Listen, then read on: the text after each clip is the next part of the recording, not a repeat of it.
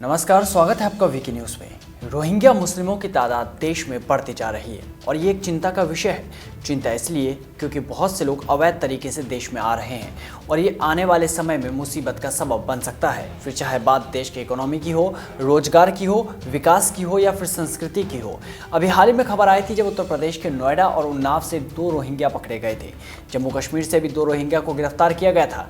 इनके पास से जाली दस्तावेज भी मिले। यही नहीं, एक ऐसे गिरोह का भंडाफोड़ भी हुआ जो अवैध रूप से रोहिंग्या मुस्लिमों को भारत लेकर आता था, उनके नकली दस्तावेज बनवाता था और फिर उन्हें काम पर लगाता था।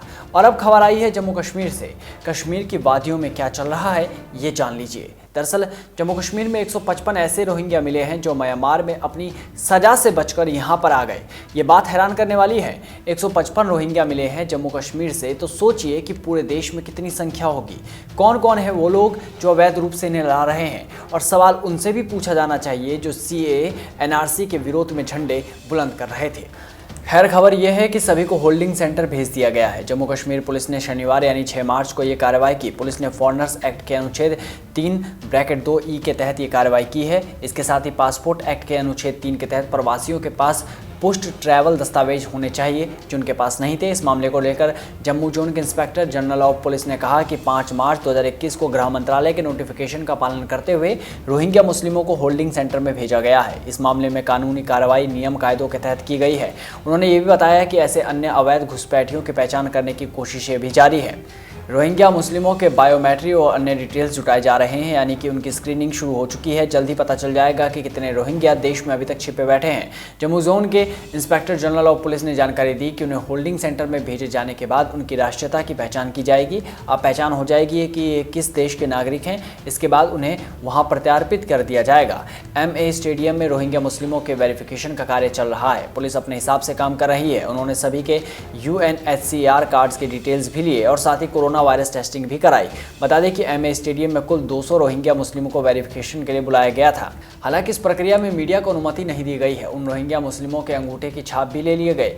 एक तरफ जहां रोहिंग्याओं के प्रत्यर्पण की बात चल रही है, दूसरी तरफ इस पर सियासत भी तेज हो गई है। दरअसल केंद्र सरकार के एक्शन से फारूक अब्दुल्ला नाराज नजर आ रहे हैं। जम्मू कश्मीर के पूर्व मुख्यमंत्री फारूक अब्दुल्ला ने कहा कि जहां तक रोहिंग्या का सवाल है, आप उस मुल्क का हाल जानते हैं, पुराना बर्मा, और जहां पर आप देखते हैं अभी क्या क्या कर रहे हैं। मालूम हो कि यूनाइटेड नेशंस का रेफ्यूजी का एक चार्टर है। भारत सरकार ने भी उस चार्टर पर दस्तखत किया है। हमें उस चार्टर को कबूल करना चाहिए, उस पर काम करना चाहिए और इंसानियत के तरीके से व्यवहार करना चाहिए।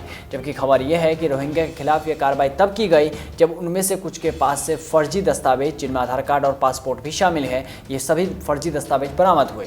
इंसानियत की दुहाई देने वाले फारूक अब्दुल्ला को किस बात की ज़्यादा चिंता है, देश की या फिर घुसपैठियों की? यह अपने आप में एक बड़ा सवाल है। वहीं दूसरी तरफ भाजपा ने इसे रोहिंग्या मुस्लिमों के प्रत्यर्पण की शुरुआत बताया। दरअसल पार्टी के प्रवक्ता रिटायर्ड ब्रिगेडियर अनिल गुप्ता ने कहा कि अब एक लंबा इंतजार खत्म होने वाला है। इन सभी को संभवतः एक कैंप में शिफ्ट किया जाएगा। इससे पहले PDP BJP सरकार के दौरान ही इन रोहिंग्या मुस्लिमों के आंकड़े जुटा लिए गए थे। उन्होंने कहा कि सुरक्षा व खुफिया एजेंसियां पहले ही उन्हें लेकर सतर्क है।